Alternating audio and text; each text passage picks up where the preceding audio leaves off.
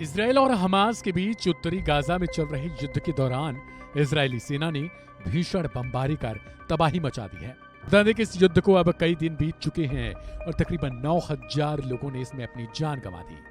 भीषण बमबारी में बालिया शरणार्थी शिविर में कई लोगों की मौत हो गई है, जबकि बड़ी संख्या में लोग घायल हुए हैं।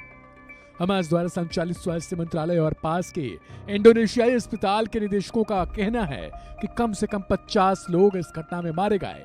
कई मीडिया संस्थान इस बात का भी जिक्र कर रहे हैं कि इस युद्ध के भीषण होने का कारण इजरायली सेना द्वारा हवाई हमला करना है। दरअसल कहा जा रहा है कि इजरायली सेना के हाथ युद्ध के बीच बड़ी कामयाबी लगी है। इजराइल डिफेंस फोर्सेज ने हमास के एक और बड़े कमांडर को हवाई हमले में ही ढेर कर दिया है।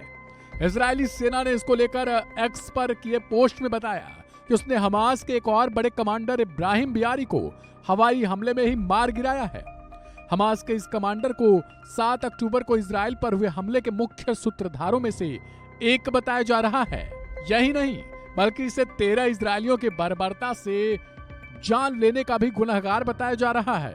इस पर यहां तक आरोप लगा है कि इसने साल 2004 में इजराइल पर बड़ा आतंकी हमला करवाया था। मीडिया रिपोर्ट्स की माने तो इजराइल पर रॉकेट दागने के साथ ही हमास की प्रमुख कार्रवाई को आगे ले जाने वाले का नाम इब्राहिम बियारी ही था। इसको लेकर खबर है कि यह हमास के केंद्रीय जबालिया बटालियन का कमांडर भी था। इससे पहले भी इजरायली सेना के द्वारा हमास के दर्जन भर से ज्यादा भी बड़े कमांडरों को मार गिराया गया है। अब तक 1100 से अधिक हमास आतंकी मारे जा चुके हैं। अब अगर इसके मुख्य किरदार पर नजर डालें तो यह हमास के सेंट्रल जबालिया बटालियन का कमांडर था। नुखबा आतंकवादियों को इजराइल भेजने का भी यही जिम्मेदार था। 7 अक्टूबर को इजराइल पर हमले का प्रमुख जिम्मेदार 2004 में इजराइल के बंदरगाह पर भी हमले और आतंकी भेजने का इसे ही जिम्मेदार माना गया था। इस घटना में कुल 13 लोगों के मारे जाने की खबर भी थी। पिछले 20 वर्षों से हमास की ओर से इजराइल पर रॉकेट हमलों का निर्देशित कर रहा था। ये साथ ही इजरायली सेना पर हमले को अंजाम देता आ रहा था।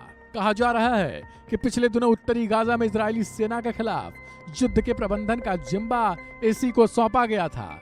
अब देखना यह होगा कि इब्राहिम बियारी के मौत के बाद आखिर हमास के आतंकी अब किस तरीके से इस युद्ध को लड़ते हैं और क्या इस युद्ध का अंजाम अब हमास के खिलाफ ही होने जा रहा है। सवाल है कि जितने लोगों की इस युद्ध में जान गई है वो तो लौट कर नहीं आ सकते, लेकिन इन आतंकियों के कारनामों की वजह से मासूमों को भी अपनी जिंदगी गंवानी पड़ी है। बहरहाल देखना दिलचस्प होगा कि क्या अब हमास के आतंकी इस युद्ध में खुद को सरेंडर करते हैं या फिर नहीं। ऐसी ही और खबरों को देखने के लिए सब्सक्राइब करें वन इंडिया हिंदी।